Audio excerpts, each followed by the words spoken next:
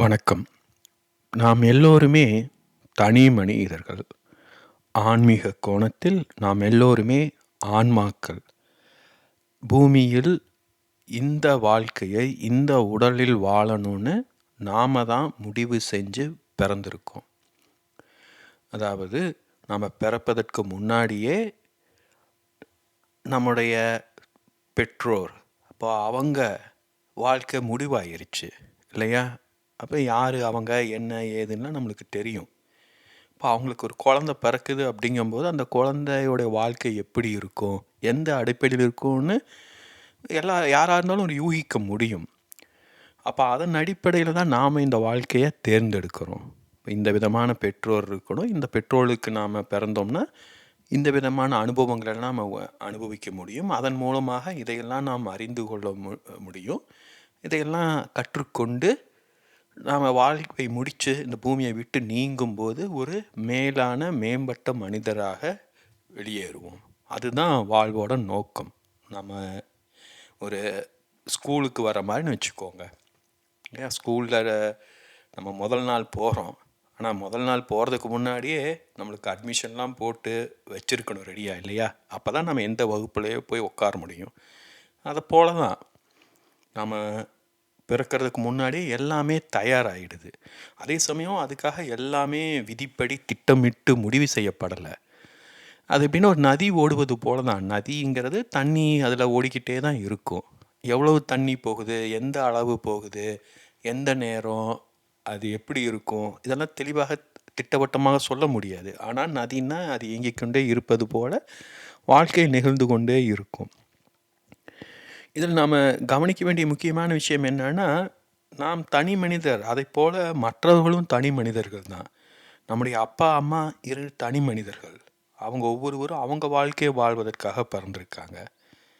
நாம் நம்முடைய வாழ்க்கையை வாழ்வதற்காக பிறந்திருக்கோம். இப்போ 3 பேரும் நம்முடைய வாழ்க்கையை ஒழுங்காக வாழ்ந்தால் தான் நம்ம நிம்மதியாக நிறைவாக உணர்வோம். இப்போ நாம் நம்ம அப்பா அம்மாவை அளவுக்கு அதிகமாக சார்ந்து இருந்தோம் அப்படின்னா அவங்க வாழ்க்கையை வாழ விடாமல் நாம் தடுக்கிறோன்னு பொருள். அதே போல் நாம் நம்ம வாழ்க்கையை வாழ விடாமல் அவங்க தடுத்தாங்கன்னா அவங்களும் நம்ம வாழ்க்கைக்கு குறுக்கால இருக்காங்கன்னு பொருள். இப்போ இதெல்லாமே ஒரு விதமான அனுபவம் தான். இப்போ நதி ஓடிக்கிட்டே இருக்குன்னா அது இடையில அணை போடுவோம், விளையாடுவாங்க, துணி துவைப்பாங்க, என்னெல்லாமோ நடந்துக்கிட்டு இருக்கும். எல்லாத்தையும் கடந்து தான் நதி செல்லணும் இல்லையா? அதே போல தான் இப்போது நம்மளை யாராவது ஒருத்தர் கட்டுப்படுத்துகிறாங்க அப்படின்னா அதை ஏற்றுக்கொள்ளணுமா மறுக்கணுமா, என்ன செய்யணும், அது நம்மளுக்கு தெரியணும். நம்முடைய வாழ்க்கைக்கு அது தேவையா இல்லையான்னு புரிதல் நம்மளுக்கு இருக்கணும். இதை நம்ம நுட்பமாக கவனிக்கணும். நம்ம யாருமே பார்த்திங்கன்னா எந்த விதத்துலையும் கட்டுப்படுத்தவே விரும்ப மாட்டோம். நம்ம பள்ளிக்கு போகுது, என்ன சாப்பிடணும், என்ன உடை அணியணும், இதெல்லாமே நம்மளுக்கு ஒரு தலைவலியாக தான் இருக்கும். ஆனால் சில கட்டுப்பாடுகள் இல்லைன்னா நம்மளுக்குன்னு ஒரு ஒழுக்கம் இருக்காது, ஒரு ஆளுமை இருக்காது. அப்போது வேறு வழி இல்லாமல் நம்ம சிலவற்றை ஏற்றுக்கொண்டாகணும். அப்போ எதை ஏற்றுக்கொள்ளலாம், எதை மறுக்கணும், எப்போ ஏற்றுக்கொள்ளணும், எப்போ கைவிடணும், எப்போ கடந்து செல்லணும், இதெல்லாம் நம்ம புரிஞ்சுக்கணும். அது வளர வளர இதையெல்லாம் புரிந்து கொண்டு அதற்கேற்றாற்போல் நம்முடைய வாழ்க்கையை மாற்றிக்கொண்டே இருக்கணும். ஆனால் நாம் வாழ்க்கையை வாழும் விதத்தை பார்த்திங்கன்னா வாழ்க்கையில் செட்டில் ஆகிறத மட்டும்தான் குறிக்கோளாக வச்சு வாழ்வோம். செட்டில் ஆகிறதுனா என்ன? நல்ல வேலை, சம்பாத்தியம், ஒரு வீடு, காரு, குடும்பம், அதுதான் செட்டில் இல்லையா? அது செட்டில் ஆகிட்டுன்னு என்ன அர்த்தம்? அதை பற்றி அதுக்கப்புறம் வாழ்க்கையில் எதை பற்றியும் கவலைப்பட வேண்டாம். வீடு இருக்குது, உட்காந்துக்கலாம் நிம்மதியாக, ஓரளவு சேமிப்பு இருக்குது, கவலைப்பட வேண்டாம், குடும்பம் இருக்குது, நம்மளை பார்த்துக்குவாங்க. இப்போ அதுதான் நினைக்கிறோம். ஆனால் இதை யோசிச்சு பாருங்கள், அப்படி ஒரு குடும்பம் எல்லாம் அமைச்சு செட்டில் பண்ணிட்டோம் அப்படின்னா நாம் தனி நபராக நம்முடைய வாழ்க்கையை வாழ்வோமா, ஒரு குடும்பத்தில் ஒரு நபராக வாழ்ந்துட்டுருப்போமா? இப்போ நம்முடன் இருப்பவர்கள்லாம் என்ன செய்கிறாங்க? கொஞ்சம் கவனித்து பார்த்திங்கன்னா நம்ம யாருமே நம்முடைய வாழ்க்கையை வாழ மாட்டோம்.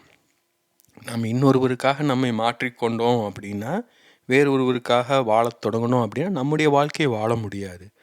அதே தான் மற்றவர்களுக்கும். இப்போ நம்ம பெரும்பாலும் என்ன நினைக்கிறோன்னா, இந்த போல் மற்ற உறவுகள், மற்ற மனிதர்களுக்கிடையே எந்த உரசல்களும், முரண்பாடுகளும், சிக்கல்களும், பிரச்சனையும் இல்லைன்னா போதும்னு நினைக்கிறோம். அது சரிதான். ஏன்னா அப்போ வாழ்க்கை குழப்பம் இல்லாமல் இருக்கும். ஆனால் அதுவே அறுதியான நிலை கிடையாது. நம்மள் பலருக்கும் அந்த நிலையை கொண்டு சென்று அடைவதே ரொம்ப கஷ்டமா இருக்கு.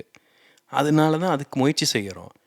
அப்படி எந்த குழப்பமும் இல்லாத ஒரு நிம்மதியான நிலையை அடைஞ்சிட்டோம்னா, நம்ம அப்பவும் மகிழ்ச்சியாக இருக்க மாட்டோம். ஏன்னா நம்ம செய்ய வேண்டியது அது கிடையாது. கொஞ்சம் யோசிச்சு பாருங்க. அது இப்போது கடலில் அலையெல்லாம் நின்றுச்சு அப்படின்னு வச்சுக்கோங்களேன். கடலுக்கு அடியில் ஒரு தங்க புதையல் இருக்குது, அது தெரியும்னு ஒருத்தர் சொல்கிறாருன்னு வைங்க. நம்ம அப்படியே பார்த்துக்கிட்டே இருப்போமா அலை அடங்கணுன்ட்டு? காத்துக்கிட்டே இருந்தால் இன்றைக்காவது அலை அடைஞ்சு நம்மளுக்கு கடல் கீழே இருக்கிற தங்க புதையல் தெரியுமா? உண்மையில் அங்கே தங்க புதையல் இருக்கா இல்லையா நம்மளுக்கு எப்படி தெரியும்? இப்போ அதை போல தான் ஒன்று நிகழவே நிகழாத ஒன்று அது உண்மைன்னு எப்படி சொல்வது? கனடாவில் வெள்ளைக்காக்கா நிறைய இருக்குதுன்னு சொன்னாங்கன்னா அது உறுதியாக உண்மையாக பொய்யான்னு எப்படி உங்களுக்கு தெரியும்? நீங்கள் கனடாவுக்கு வந்து பார்க்கணும் இல்லையா? அப்போ தான் நீங்கள் உறுதி செய்ய முடியும். இல்லை யாராவது அதை பார்த்து எழுதியிருக்கணும், ஃபோட்டோ போட்டிருக்கணும், வீடியோ போட்டிருக்கணும், ஏதோ ஒரு ப்ரூஃப் வேணும் இல்லையா? அப்போ யாரோ ஒருவர் வந்து நம்மளை அது உண்மைன்னு நிரூபிக்க வேண்டியது இருக்குது. ஆனால் நம்முடைய வாழ்க்கைக்கு எது வேணும், எது உண்மைன்னு எப்படி நிரூபிப்பது? அங்கே தான் பிரச்சனை வருது. ஏன்னா நம்முடைய வாழ்க்கைக்கு என்ன தேவைன்னு நம்மளுக்கு தெரியாத போது நம்ம வேறு ஒருவரை நாடுகிறோம். நீங்கள் என்ன செய்யணும்னு சொல்லுங்கள். அதன் அடிப்படையில் தான் மதம் போன்றவை உருவாச்சு. ஆசிரியர் வழிகாட்டிகள் போன்றவர்களை தேடிக்கிட்டு இருக்கோம். ஆனால் அது எதுவுமே தேவை கிடையாது. நான் வேறு காணொலிகளில் விளக்கியிருந்தது போல் எல்லாவற்றையும் எனர்ஜியாக பார்த்தோம் அப்படின்னா, இன்னொரு மனிதர் நம்மிடம் பிரியமாக இருக்கார், கோபப்படுறாருன்னா அதை வெறுமனே அவருடைய எனர்ஜியின் வெளிப்பாடுன்னு தான் எடுத்துக்கணும்.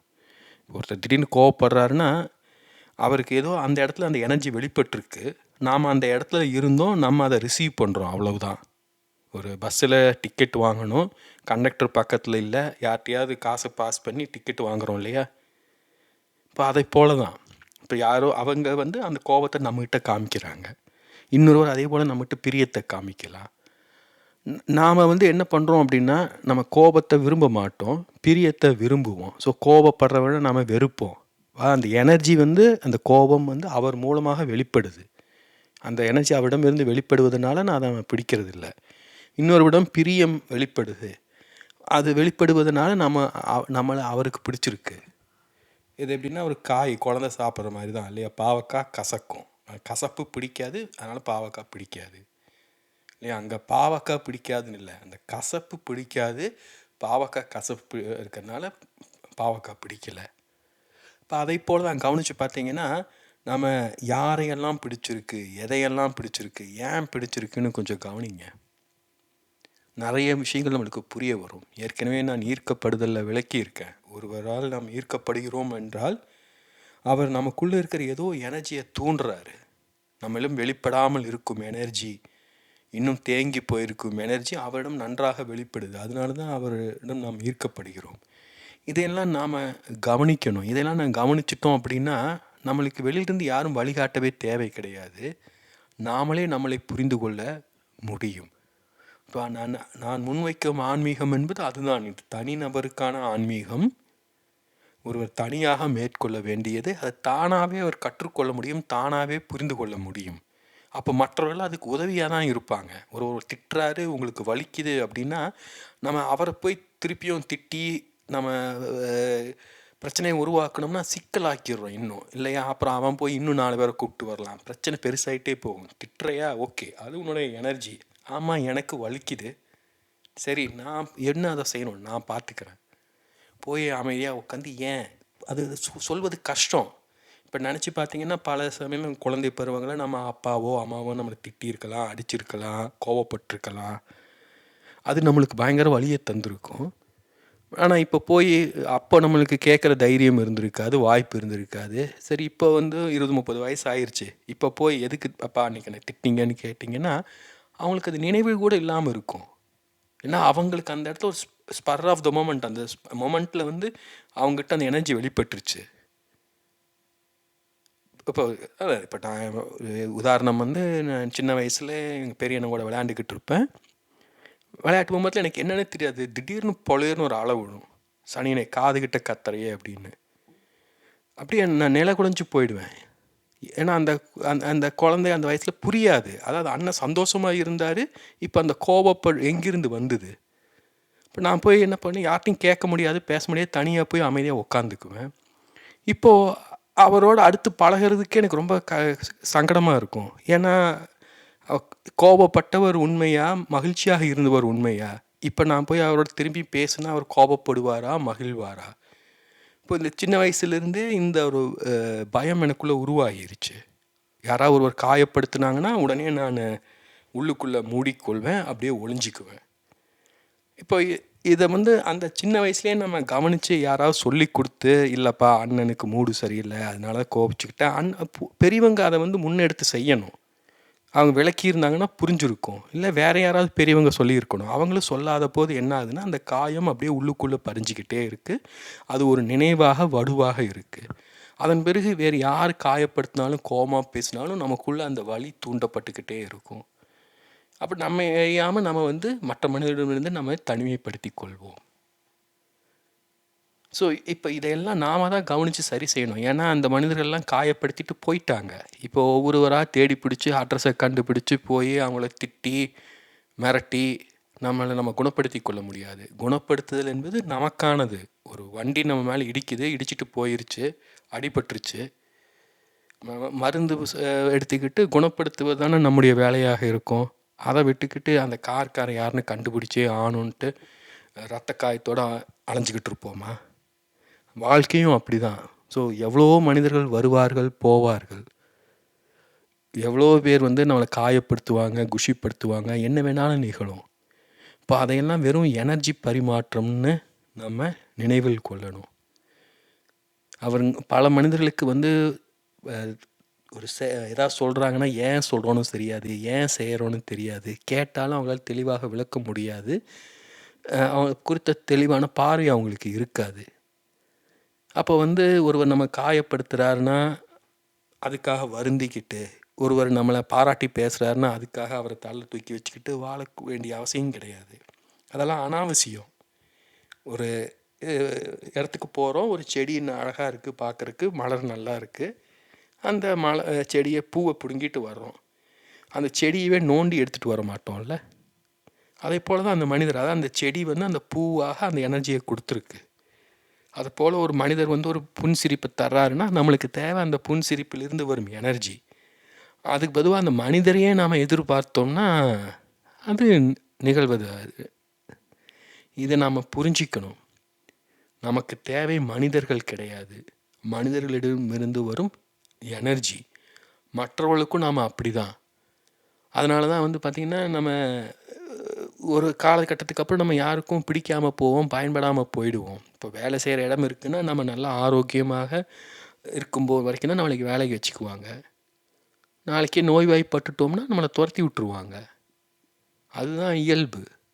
இப்போ உலகமே அப்படி தான் இயங்கிட்டுருக்கு. எல்லாருக்கும் தேவையானது வெறும் எனர்ஜி மட்டும்தான். உங்களுக்கு அறிவு இருக்கா, அறிவை கொண்டு அவங்களுக்கு தேவையானது செஞ்சு தருவீங்களா, உங்களை விரும்புவாங்க. உங்களிடம் அழகாக இருக்கீங்களா, உங்களை பார்த்தா மகிழ்ச்சி வருதா, உங்களை விரும்புவாங்க.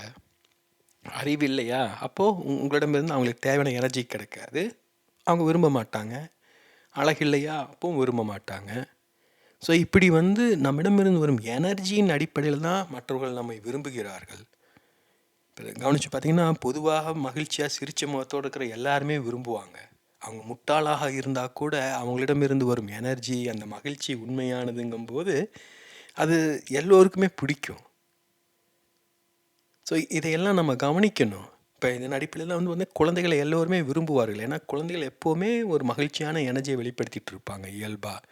அவங்கள திட்டுனா கூட அவங்க ரொம்ப தீவிரமாக எடுத்துக்க மாட்டாங்க, ஈஸியாக சமாதானப்படுத்திடலாம். இப்போது வளர வளர என்ன ஆகும்னா நம்மளுடைய எனர்ஜியும் கனமாகிக்கிட்டே போகும். நம்ம பேசுகிற விஷயங்கள், நம்மளை வெளிப்படுத்தி கொள்ளும் விதம், ஏன்னா நம்மளுக்குன்னு ஒரு அடையாளமாய் வந்துடும், ஒரு ஆளுமை உருவாகிடும். இதுதான் நான், இப்படி தான் நடந்துக்குவேன், இப்படி தான் பேசுவேன்னு ஒரு கட்டுப்பாடு வந்துடும். அப்போது மெல்ல மெல்ல அந்த எனர்ஜியும் பார்த்திங்கன்னா ஒரு விதமாக கன்சால்டேட் ஆகிடும். இப்போ இதுக்கு முன்னாடி எனர்ஜியும் ஆன்மீகத்தில் விளக்கியிருப்பேன், எப்படி நம்முடைய எனர்ஜி வெவ்வேறு விதங்களில் வெளிப்படுது. இப்போ இந்த வெவ்வேறு விதங்களில் நம்மளிடம், அதாவது தொகுத்து கொள்ளப்படாமல் திரிந்து கொண்டிருக்கும் எனர்ஜி தான் நம்ம எறியாமல் மற்றவர்களை ஈர்க்கும். நம்ம ஒரு உடனே பார்த்த உடனே பிடிச்சிருக்குன்னா அவரிடமிருந்து பாருங்க எனர்ஜி தான் நம்மளை ஈர்க்குது. இப்போ இதையெல்லாம் கவனிக்கணும். இதெல்லாம் கவனித்தோம்னா வாழ்க்கையை ஒரு தாமரை இலை தண்ணீர் போல் வாழ முடியும். அதாவது நம்ம கவனிச்சுக்கிட்டே இருப்போம். ஒருத்தரை பார்த்தா அழகாக இருக்காங்க, எஸ். இன்னொரு பொருள் அழகாக இருக்குது, ஒரு சூரிய உதயம் நல்லா இருக்குது, எல்லாவற்றையும் பார்க்கணும், அப்படியே ரசிக்கணும், அந்த எனர்ஜியை கிரகித்து கொள்ளணும், நம்ம உள்வாங்கி கொண்டு நம்ம வாட்டுக்கு நம்ம வாழ்க்கையை வாழ்ந்துக்கிட்டு இருக்கணும்.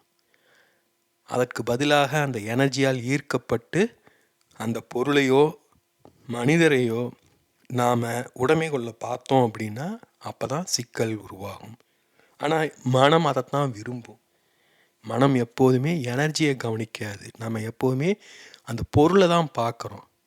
ஒரு செடி அழகாக இருக்குன்னா, அந்த பூ அழகாக இருக்குன்னா அந்த செடியை வாங்கலாம். யோசிச்சு பாருங்க. ஏன்னா இப்போ நம்மகிட்ட பணம் இருக்குது, எல்லாருமே நுகர்வு மனப்பான்மை வந்துருச்சு. இப்போது இந்த மனப்பான்மையெல்லாம் கடந்த காலத்தில் கிடையாது.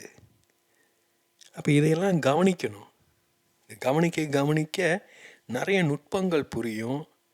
முன்னாடி சொன்னது போல் எந்த பொருளுமே இல்லாமல், எந்த மனிதர்களும் இல்லாமல், எதையும் உடைமை கொள்ளாமல் வெறும் மற்றவற்றின் எனர்ஜியை மட்டும் கவனித்து கிரகித்து கொண்டு நாம் நிம்மதியாக வாழ முடியும்.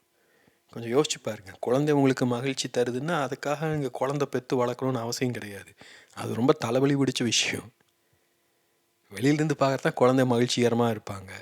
நம்ம வளர்க்க தொடங்கணும்னா அது வேறு விஷயம். அப்போது அவங்களுக்கு குழந்தை பிடிச்சிருக்குன்னா நம்மளுக்கு குழந்தைகளை கவனிச்சாலே போதுமே. பெண்களை பிடிக்கும்னா பெண்களை கவனித்தாலே போதுமே. எதுக்கு நம்மளுக்கு பெண்களை கூட வச்சுக்கணும்? எப்படி நம்ம எல்லாவற்றையுமே நம்ம யோசிக்கலாம். அது இன்றைக்கி தொழில்நுட்பம் வளர்ந்துருச்சு. இப்போ நீங்கள் ஒரு வெளிநாட்டுக்கு போகணுங்கிற அவசியம் கூட கிடையாது, டிவியிலேயே பார்த்துக்க முடியுது இல்லையா? பட் அதே சமயம் அந்த எனர்ஜி வெளிப்பாட்டையும் நம்ம கவனிக்கணும். எனர்ஜி எப்போவுமே ஐம்புலன்களால் உணரப்பட வேண்டும். அதையும் கடந்தது அது. குறைந்தபட்சம் எவ்வளவு அதிக புலன்களால் அதை உணர முடியுமோ கவனிக்க முடியுமோ அவ்வளவு கவனிக்கணும். ஏன்னா அப்போ தான் நம்முடைய உடல் முழுமையாக அதை ஈர்த்து கொள்ளும். இப்போ டிவியில் ஒரு காட்சியை பார்த்தோம் அப்படின்னா நம்ம அதனால் ஈர்க்கப்பட்டு விட வாய்ப்பு உண்டு. அப்போது நம்ம அறியாமல் நம்மளுடைய இழந்து விடக்கூடும். சின்ன குழந்தைங்க நிறைய பேர் டிவி பார்த்தாங்கன்னா மெய் மறந்து போயிடுவாங்க. அவங்க டிவி அப்படியே இழுத்துரும் அவங்கள. இப்போ ஐம்புலன்களால் நம்ம ஈடுபட்டோம்னா அந்தளவு எதுவும் நம்மளை ஈர்க்காது. இப்போது ஒரு சூரிய உதயத்தை நீங்கள் டிவியில் பார்க்கறதுக்கும் நேரில் பார்க்கறதுக்கும் நிறைய வித்தியாசம் இருக்குது. டிவியில் பார்க்கும்போது கண் கொட்டாமல் பார்க்கலாம். நான் நேரில் பார்க்கும்போது அப்படி பார்க்க முடியாது. ஏன்னா நீங்கள் ஒரு இடத்துல இருப்பீங்க, உங்களை சுற்றி மனிதர்கள் இருப்பாங்க, அங்கே காற்று இருக்கும், பாதுகாப்பாக இருக்கணும், நிறைய விஷயங்கள் இருக்குது. அதை பார்த்து முடிச்சுட்டு வீட்டுக்கு போகணும், பசிக்கும், எவ்வளோ இருக்குது யோசிச்சு பாருங்கள். இப்போது இன்று நம்ம தொழில்நுட்பத்தை நம்ம சரியாக பயன்படுத்தலாம், தவறாகவும் பயன்படுத்தலாம். நம்ம எப்படி பயன்படுத்துகிறோன்னு கவனிக்கணும். இப்போ சில பேர் சாமி ஃபோட்டோ வச்சுருப்பாங்க பாக்கெட்லேயே. ஏன்னா அது அவங்களுக்கு ஒரு நம்பிக்கையும் தைரியத்தையும் தரும். அப்போ என்ன அர்த்தம்? அந்த ஃபோட்டோ மூலமாக அந்த எனர்ஜி அவங்க கிரகித்து கொள்கிறார்கள். அதில் என்ன தப்பு இருக்குது? ஒரு நடிகை ஃபோட்டோ வச்சுருக்கலாம், ஒரு மனைவியோட ஃபோட்டோவையோ குழந்தையோட ஃபோட்டோவையோ கூட வச்சுருக்கலாம். ஏன்னா அவங்களுக்கு அந்த எனர்ஜி தேவையாக இருக்குது. அந்த பொருள் அந்த படம் அந்த எனர்ஜியை தருது. இப்போ அதை போல தான் நம்மளுக்கு என்னென்ன மாதிரியான எனர்ஜி வேணும் அப்படின்னு கவனித்து அதற்கேற்றாற் போல் நம்முடைய வாழ்க்கையை அமைச்சிக்கணும். முன்பே சொன்னது போல் ஒரு எனர்ஜி வெளிப்படுதுங்கிறதுக்காக அந்த பொருளை வாங்கி உடைமை கொள்ளணும்னு அவசியம் கிடையாது. இப்போ நான் நல்லா பேசுகிறேங்கிறதுக்காக நீங்கள் என் கூட வாழணும்னு அவசியம் கிடையாது இல்லையா? இந்த காணொலியில் கேட்டு இதை புரிஞ்சுக்கிட்டாலே போதும். ஸோ வாழ்க்கை இப்படி நம்ம எளிமைப்படுத்தி கொள்ளலாம். பொருட்களை கவனிப்பதை விட்டுட்டு எனர்ஜியை கவனியுங்க. பொருட்களை உடைமை கொள்வதை, பொருட்களை விரும்புவதை காட்டிலும் எனர்ஜியை விரும்ப தொடங்குங்க. அது ஒரு பெரிய மாற்றத்தை உருவாக்கும். இது தொடங்கி பாருங்கள். ஏதோ சின்ன விஷயத்தில் தொடங்கி பாருங்கள். நீங்கள் அதை உணர தொடங்கினோடனே நீங்களே மெல்ல மெல்ல அதை புரிஞ்சிக்குவீங்க. ஏன்னா இது ரொம்ப ஆழமானது. இது முழுக்க முழுக்க நம்ம உடலின் மூலம் உணரக்கூடியது. உடல் என்றைக்குமே பொய் சொல்லாது. ஒரு எனர்ஜி உடல் ஏற்றுக்கொள்ளுது, அது பிடிச்சிருக்குன்னா அது ஒரு ஆழமான ஒரு அமைதியை உணர முடியும். அது ரொம்பவும் டீப்பாக நம்மளை ஹீல் பண்ணும். அதை சொல்லவே முடியாது. நான் வேறு இடத்துல விளக்கியிருக்கேன். அதாவது என்னுடைய உடலில் அந்த எலும்புகளும் அந்த தசையும் இணையும் இடம், அந்த தசை நார்கள் லெகமெண்ட்ஸ் சொல்லுவாங்க இல்லையா, அந்த இடத்துலையும் வந்து பார்த்திங்கன்னா ஸ்ட்ரெஸ் இருக்குது. ஏன்னா நம்மளை அறியாமல் நம்ம கோவப்படும்போது, பயப்படும்போது கையை இறுக்கிக்குவோம், பல்ல கடிப்போம். அப்போ என்ன ஆகுது? தசை இறுகுது. தசை வந்து நம்ம எலும்பை இறுக்கி பிடிச்சிக்குது. பயப்படுற குழந்தை வந்து அம்மாவை இறுக்கி பிடிச்சிப்பது போல். அப்போது நம்ம அந்த அளவுக்கு நம்மளை ஹீல் பண்ண வேண்டியது இருக்குது. அந்த அளவு நமக்குள்ளே பயம், எனர்ஜியெல்லாம் ஊடுருவி இருக்குது. நான் என்ன சொல்கிறேன்னா, அது அவ்வளோ தூரம் நீங்கள் போக வேண்டியதில்லை. நீங்கள் உடலை கவனித்து, உடல் ரிலாக்ஸாக இருக்கும்படி ஒவ்வொன்றா கவனிச்சுக்கிட்டே வந்தீங்கன்னா, உள்ளிருந்து நம்ம ஹீலாக தொடங்குவோம்.